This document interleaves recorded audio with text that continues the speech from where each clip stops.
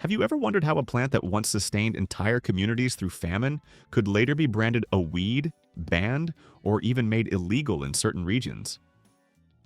This is the story of plants that refuse to die, species so resilient, nutritious, and relentless that humans first relied on them and then tried to erase them. These are the forgotten superfoods. They grow where they please, endure fire, drought, neglect, and still return, no matter what obstacles humans place in their path. Some of them feed the soil, the animals, and people alike, yet are treated as invaders. This story will forever change the way you view weeds. 1. Portulaca oleracea, the superfood. They tried to erase. If you've ever spotted tiny, succulent green leaves creeping through sidewalk cracks or spreading across garden beds, you've likely encountered Portulaca oleracea, commonly called purslane. At first glance, it seems like a simple, unremarkable weed, easy to overlook or even dismiss. But beneath its modest exterior lies a plant that has nourished humans for thousands of years, one of the most resilient and nutrient-packed greens on Earth. A history of human use. Purslane is far from a modern discovery. Archaeological evidence shows its consumption in ancient Mesopotamia and Egypt, where it was prized both as a food source and a medicinal plant. Across Europe, Asia, and the Americas, traditional societies cultivated it deliberately, valuing its leaves and seeds. Yet today, purslane has earned the unfortunate label of a weed. Its ability to grow rapidly in disturbed soils, withstand extreme heat and drought, and resist herbicides makes it a nuisance to large-scale monoculture farms. Wheat, corn, and soybean fields may view it as a threat. Not because it is toxic, but because it competes too efficiently with crops prioritized by industrial agriculture. Nutritional powerhouse. Where purslane truly shines is in its nutrition. Every part of the plant is edible and incredibly nourishing. Omega-3 fatty acids. It's one of the richest plant sources of alpha-linolenic acid, ALA, a rare omega-3 in land plants. Vitamins and minerals. The leaves are high in vitamin C, vitamin A from beta-carotene, magnesium, potassium, and iron. Antioxidants. Packed with betalains and other phytonutrients, purslane helps protect cells from oxidative stress. Protein and fiber. Offers modest protein and dietary fiber, supporting digestion and satiety. In short, purslane is a complete superfood masquerading as a weed. Nutritious, hardy, and remarkably adaptable. Growth and resilience. Once established, purslane is nearly impossible to eliminate. It thrives in hot, dry conditions that would kill most cultivated vegetables. Its shallow, spreading roots allow it to flourish in cracks, compacted soil, or neglected corners. It reproduces easily through seeds, with each flower producing hundreds that can remain dormant for years, and through stem fragments that root rapidly. Unlike most crops, it requires minimal care. No constant watering, no fertilization, no pest management. It self-seeds, tolerates drought, withstands poor soil, and even protects the ground from erosion. Culinary uses purslane isn't just resilient, it's delicious. Its leaves and stems are succulent, slightly tangy, and lemony. They can be enjoyed raw in salads, blended into smoothies, sautéed like spinach, or added to soups and stews. Its seeds are edible with a mild, nutty taste, perfect for flour or crunchy toppings. Traditional cuisines around the world celebrate purslane. Mediterranean dishes, tossed in salads with olive oil, lemon, and garlic. Middle Eastern cooking, stewed with chickpeas, tomatoes, and spices. Mexican cuisine, used in verdolagas, cooked with pork or beans. The paradox of being a weed. Despite its immense benefits, purslane is often uprooted, sprayed, or banned in certain agricultural contexts. Industrial systems label it a weed not because it is harmful, but because it refuses to comply with monoculture farming. Its ability to grow freely and feed efficiently makes it inconvenient for crops that require constant human control. For gardeners, foragers, or anyone seeking a low-maintenance, nutrient-rich green, purslane is a gift. It thrives where other plants fail, nourishes people and soil alike, and defies eradication. Truly, it deserves its reputation as the superfood they tried to turn into a weed. Portulaca oleracea embodies contradiction, ignored, scorned, and mislabeled. yet one of the most nutrient-dense, drought-tolerant, and effortless greens available. It's a reminder that some of the best food grows quietly, often unnoticed in the harshest conditions, waiting for those willing to recognize its value. 2. Lamb's quarters, Chenopodium album, the wild green that nourishes and persists. Lamb's quarters is a plant that highlights a striking contradiction in modern gardening and agriculture. It often appears uninvited, grows faster than most cultivated crops, and refuses to conform to human expectations. And for that reason, it is frequently dismissed as a weed. Yet in reality, it is anything but unwanted. This resilient plant has evolved to flourish in areas disturbed by human activity, including farmland, gardens, and construction sites. Wherever soil is turned or disrupted, lamb's quarters is likely to follow. What makes this plant truly extraordinary is not just how easily it grows, but how much nutrition it delivers with virtually no effort. The young leaves are tender and mild, reminiscent of spinach, and can be eaten raw or cooked. When cooked, the leaves soften and develop a richer flavor, similar to chard or spinach, often with a deeper, earthy mineral note. Unlike many conventional leafy greens, lamb's quarters thrives without rich soil, constant watering, or pest protection. In fact, it often flourishes precisely where other plants struggle. Nutritionally, lamb's quarters is a powerhouse. Its leaves contain more calcium than spinach, ample magnesium for muscles and nerves, iron for healthy blood, and significant amounts of vitamins A and C. It also provides complete plant proteins at higher concentrations than most other leafy greens. For traditional societies, this made lamb's quarters an invaluable resource, especially during times of scarcity, bridging nutritional gaps when other crops failed. Historically, lamb's quarters was far from a weed. In Europe, it was harvested as a spring green. In India, it continues to be eaten as bathwa, incorporated into flatbreads and vegetable dishes.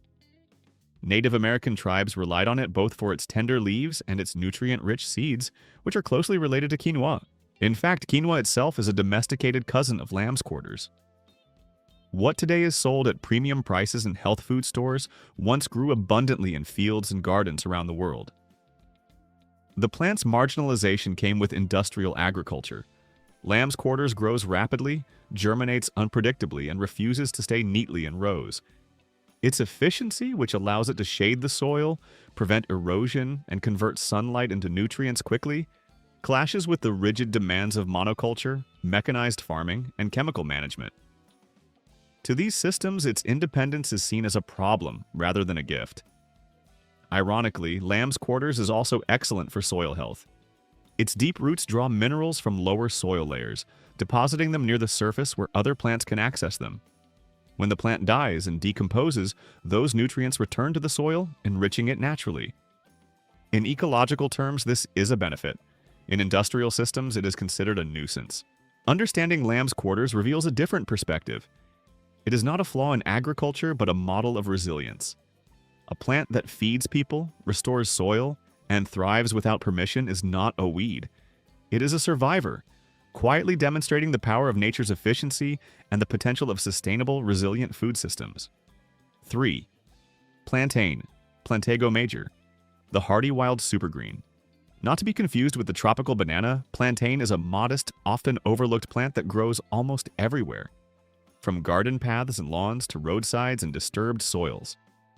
While many consider it a weed, plantain is one of the most versatile, nutrient-packed plants found in the wild. Its broad, slightly ribbed leaves form a low rosette close to the ground. Young leaves are tender and ideal for raw consumption in salads, while older leaves are better cooked or steamed to soften their fibrous texture. Plantain is loaded with vitamins A, C, and K, as well as essential minerals like calcium, magnesium, and potassium. The leaves are high in fiber and contain bioactive compounds with anti-inflammatory and antimicrobial properties, making plantain valuable both as a food source and as a medicinal herb. Even the roots are useful, traditionally used to ease digestive complaints. Topically, plantain leaves have been applied to minor cuts, insect stings, and skin irritations for their soothing and healing effects. The plant produces small, inconspicuous flowers atop slender stalks, followed by tiny seeds that disperse easily, allowing plantain to flourish in poor soil without human assistance. Plantain is remarkably resilient. It can endure drought, compacted soil, and even regular foot traffic, which is why it often thrives where other plants cannot. This toughness, combined with its nutritional and medicinal properties, makes it a genuine superfood weed. A freely growing plant that nourishes humans, strengthens soil, and resists eradication. Once you recognize its value, plantain shifts from being a nuisance to a reliable resource. It can be harvested continuously through the growing season, and even if left alone, it helps protect and enrich the soil. Plantain is a reminder that some of nature's most beneficial plants grow unnoticed in the margins, quietly providing food, medicine, and ecological support. In essence, plantain refuses to be ignored. It nourishes the body, aids healing, and thrives where cultivated crops struggle. A wild green that is as practical as it is persistent, deserving a spot in any forager's or gardener's collection. 4. Amaranth, the ancient crop that refused to die. Amaranth is one of humanity's oldest cultivated plants, and its history illustrates the intersection of food, culture, and power. Long before modern agriculture, amaranth fed entire civilizations. For the Aztecs and other Mesoamerican peoples, it was more than sustenance. It was a lifeline. The plant yielded abundant seeds, matured quickly, and thrived in heat, drought, and poor soils where other crops failed. Its seeds were ground into flour, cooked into porridge, and used in ritual foods, while its tender leaves were eaten like spinach as a daily green. When Spanish colonizers arrived, amaranth cultivation was deliberately suppressed. Fields were burned, seeds destroyed, and farmers punished. This was not due to any toxicity or uselessness of the plant. The real threat lay in amaranth's independence. It could feed communities reliably without relying on imported grains or colonial supply chains.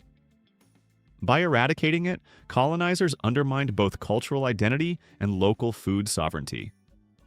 Despite centuries of suppression, amaranth persisted.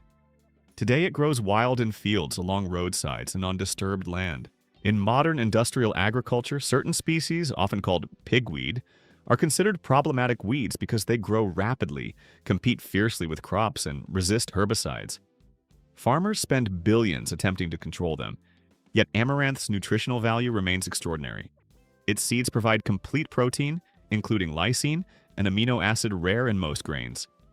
They are rich in iron, calcium, magnesium, and fiber. The leaves are tender, mild, and packed with vitamins A, C, and K. Across Africa, Asia, and Latin America, amaranth continues to be cultivated both as a grain and a vegetable, efficiently feeding people with minimal input. Amaranth became a target not because it failed to serve humans, but because it refused to conform to systems built on dependency, chemical control, and rigid agricultural rules. It is a survivor, a wild, nourishing plant that thrives on resilience and independence. 5. Dandelion, the misunderstood healer of soil and body. Few plants are as unfairly maligned as the dandelion. Lawns are treated with herbicides, garden beds are cleared of it, and entire industries exist solely to eliminate it. Yet every part of the dandelion is edible, medicinal, and ecologically valuable. The leaves are nutritional powerhouses packed with calcium, potassium, iron, and antioxidants. The roots have a long history of supporting liver function, aiding digestion, and promoting detoxification. Roasted roots have even served as a coffee substitute. The bright yellow flowers are not only edible and medicinal, but also provide vital nectar for early season pollinators when few other plants are in bloom. Dandelions are also remarkable ecosystem engineers. Their deep taproots penetrate compacted soils, drawing minerals from lower layers and making them accessible near the surface. When the plant dies back, those nutrients remain, enriching the soil for surrounding vegetation. Dandelions often appear on stressed, depleted, or damaged land, not by accident but because the ecosystem calls for repair. These plants don't invade out of spite. They grow where the land needs healing. They require no fertilizer, irrigation, or human care. They arrive, stabilize the soil, nourish insects and animals, and provide food for humans, all while being branded as nuisances. A pattern. Across nature. Look at amaranth, dandelion, lamb's quarters, purslane, and other resilient plants. They share a striking story. They grow independently, thrive in challenging conditions, endure drought, heat, and neglect, and simultaneously feed humans, animals, pollinators, and soil. Yet the systems we've built often call them weeds. Modern agriculture favors crops that demand constant attention: irrigation, fertilizers, pesticides, patented seeds, and centralized control. Plants that self-seed, regenerate naturally, and flourish without human input are inconvenient. They are not dangerous, they are independent. Nature does not create weeds, it creates solutions. These hardy plants appear in cracks in sidewalks, abandoned fields, neglected lawns, and damaged soil because that is precisely where they are needed. Understanding this shifts perspective. Empty spaces are no longer voids. Weeds cease to be enemies. The land begins to communicate, and these plants are its voice. A plant that restores soil, feeds life, survives extremes, and asks nothing in return was never the problem. The real issue lies in forgetting how to listen.